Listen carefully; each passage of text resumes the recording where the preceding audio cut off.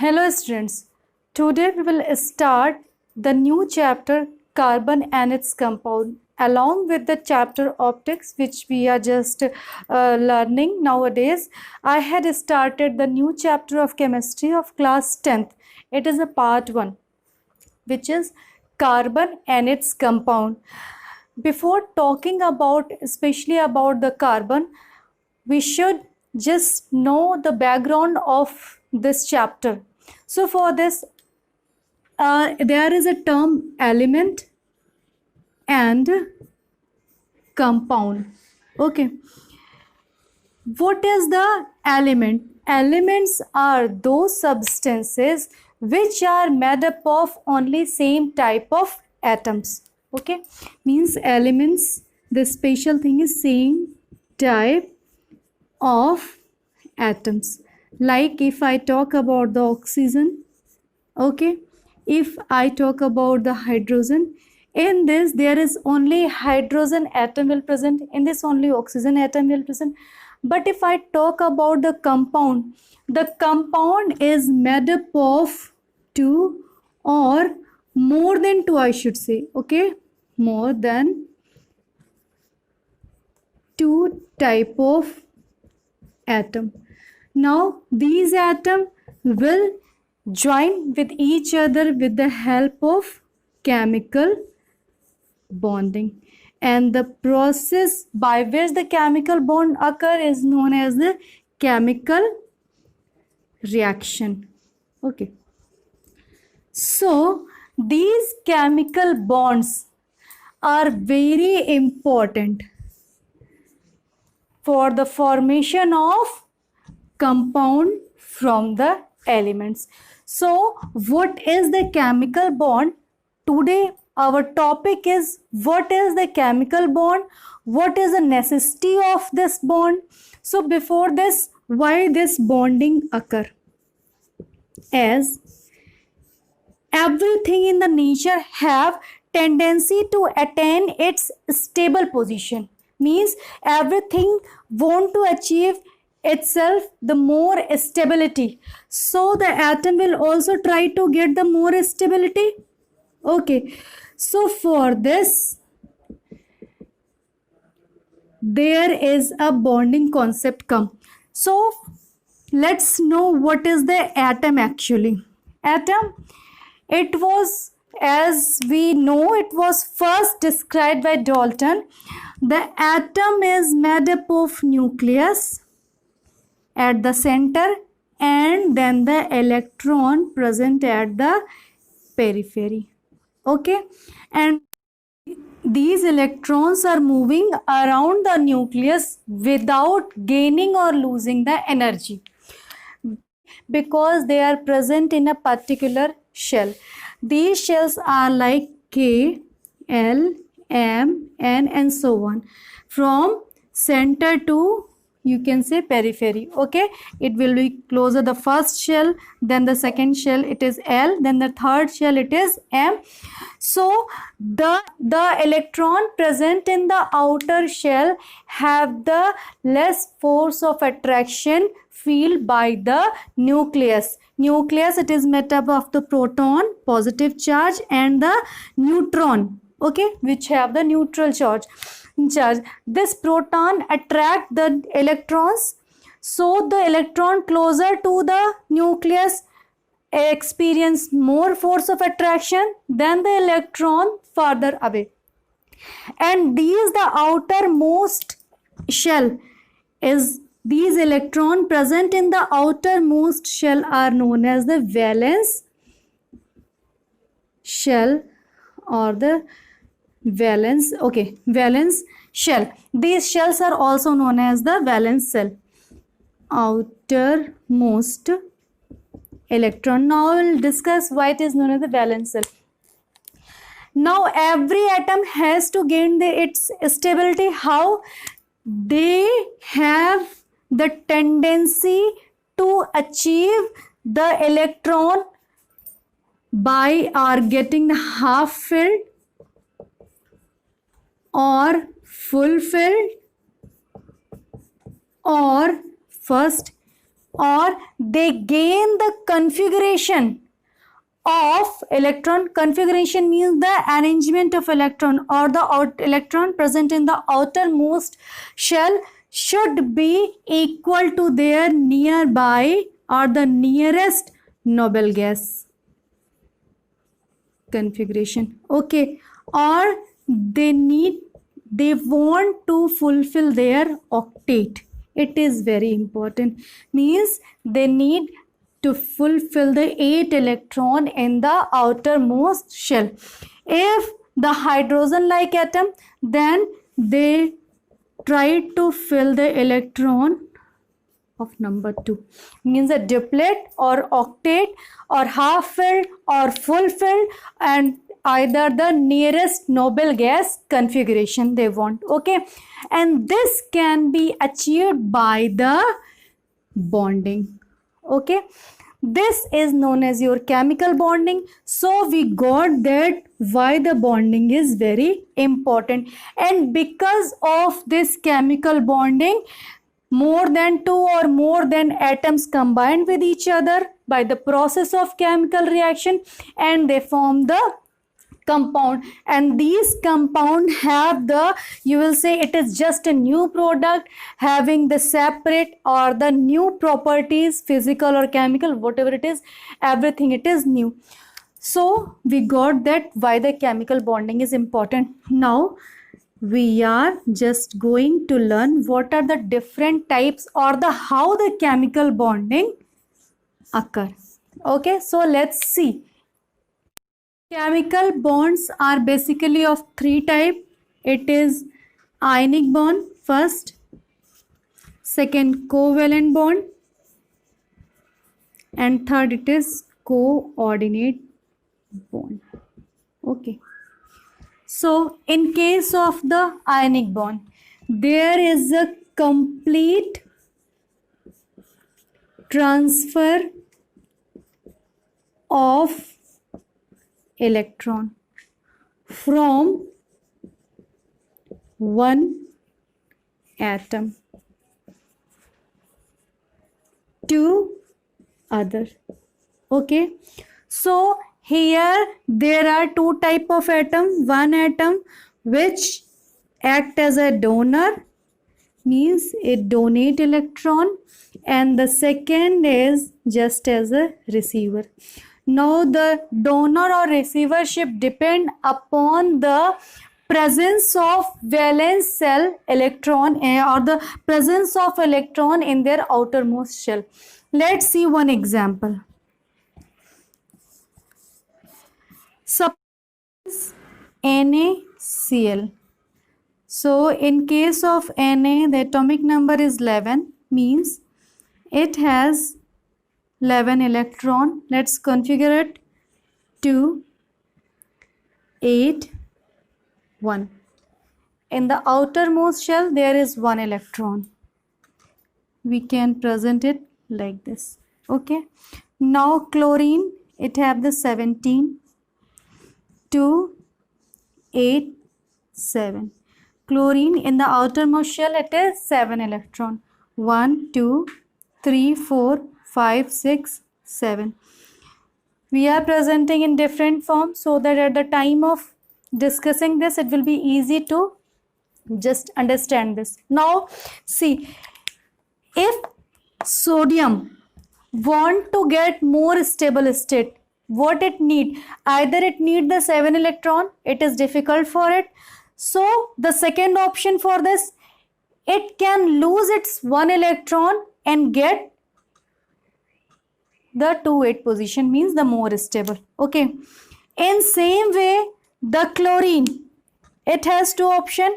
Either it loses a 7 electron, it is very cost effective in the term of energy, but if it gain the 1 electron, then very easily it will get the octet. So what happened? Sodium will act as donor, okay, and the chlorine will act as receiver.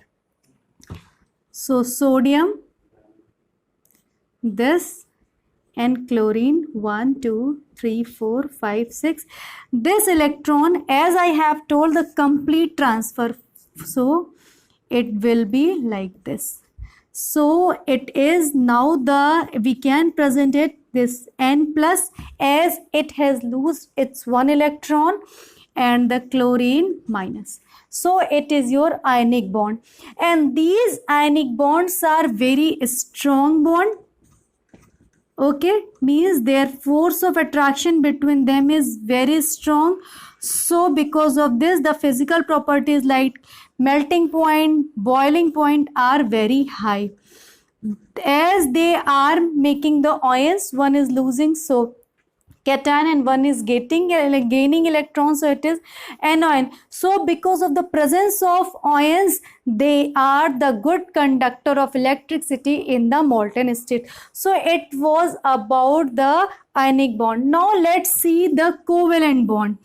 There is a mutual sharing of electron, mutual sharing of electron between two atoms, and by this they achieve their stable condition or the octet or duplet. Here we can take the example of HCl. Hydrogen, hydrogen atom has the one electron, as its atomic number is 1, so its configuration is like this. Now the chlorine, in same way, it is 17, 2, 8 and 7. Okay, so chlorine we can present 1 2 3 4 5 6 and 7. Okay, hydrogen, it will try to fill its duplet, so it won't one electron, and the chlorine also won't one electron. Neither one is able to give or donate electron, so there will be the mutual sharing. Hydrogen and chlorine, its electron of hydrogen, its electron of chlorine, and 1 2 3 4 5 6 7 8 for this, 1 2 for this. We can present it like this. These are, you can say, these are the shared electron pair. So it is your covalent bond. In comparison to ionic bond, these atoms or the bond having the low force of attraction, so their boiling point and melting point as compared to ionic bond is less. Now come to the next. I will just introduce this because it is not needed to discuss here. This we will discuss in the particular topic which will be or the chemical bond of class 11th. What happened here in case of the covalent bond? There is a transfer of electron, or you can say share of electron between two atom, but the electron is shared only by one atom. This is very important. Okay, for example, in case of the H2SO4, then NH4 plus, you will see the presence of coordinate bond. Now we reach the topic of the carbon.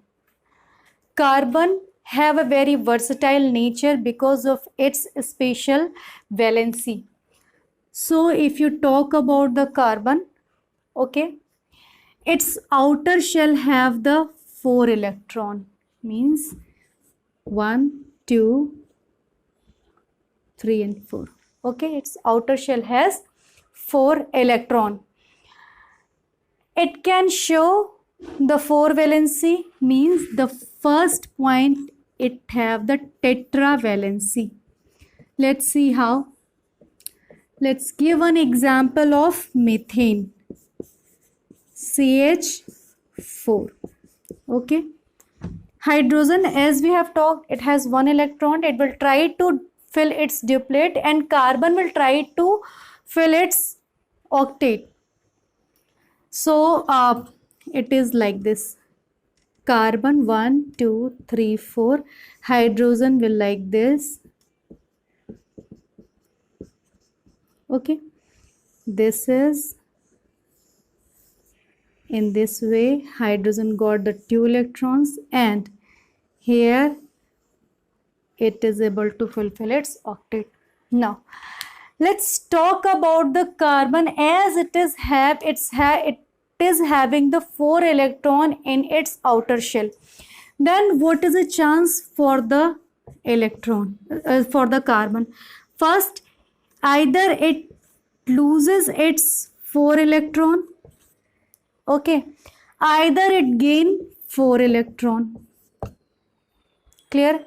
Now first thing, if it gains the 4 electrons, suppose I am giving it the 4 electron, will it be possible for the nucleus, as if we talk about the configuration of carbon 2 and 4, it is having the 6, and I am giving the 4 more electrons, means the 10 electron total, but the nucleus of carbon have only 6 proton. Will the proton will able to hold the extra 4 electron? It will be not possible for this.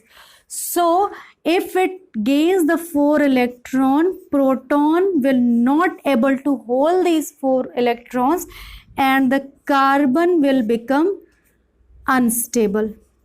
Okay, so this option is not possible for this.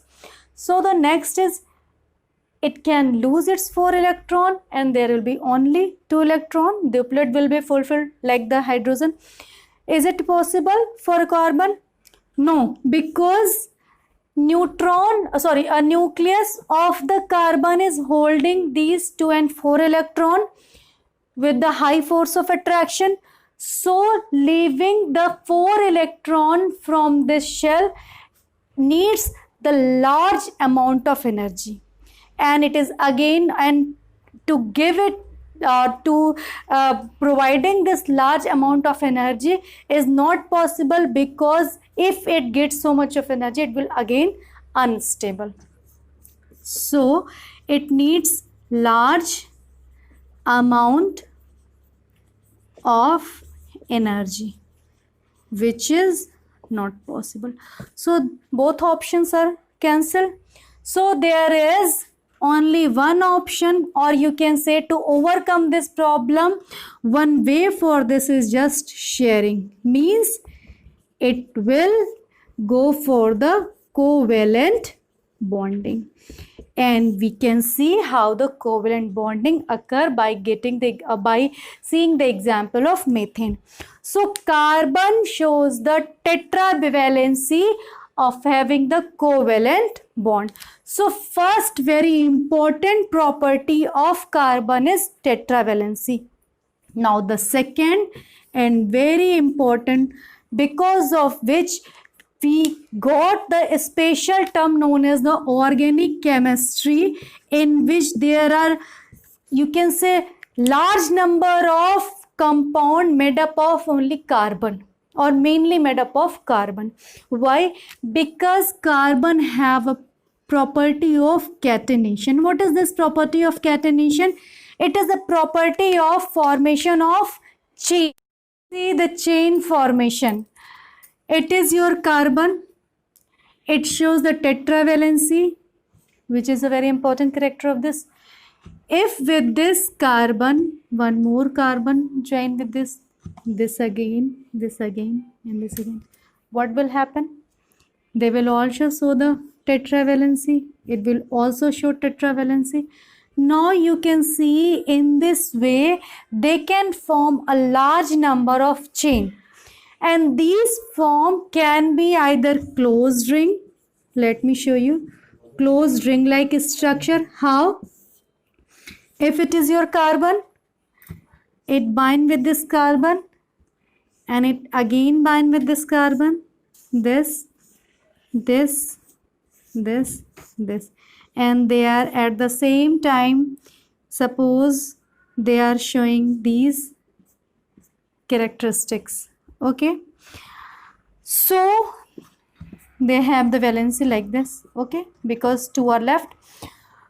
Carbon again can form the join with the carbon. In this way they can form a more long chain, or it is a ring like. Now let's see the branched chain as I have shown here.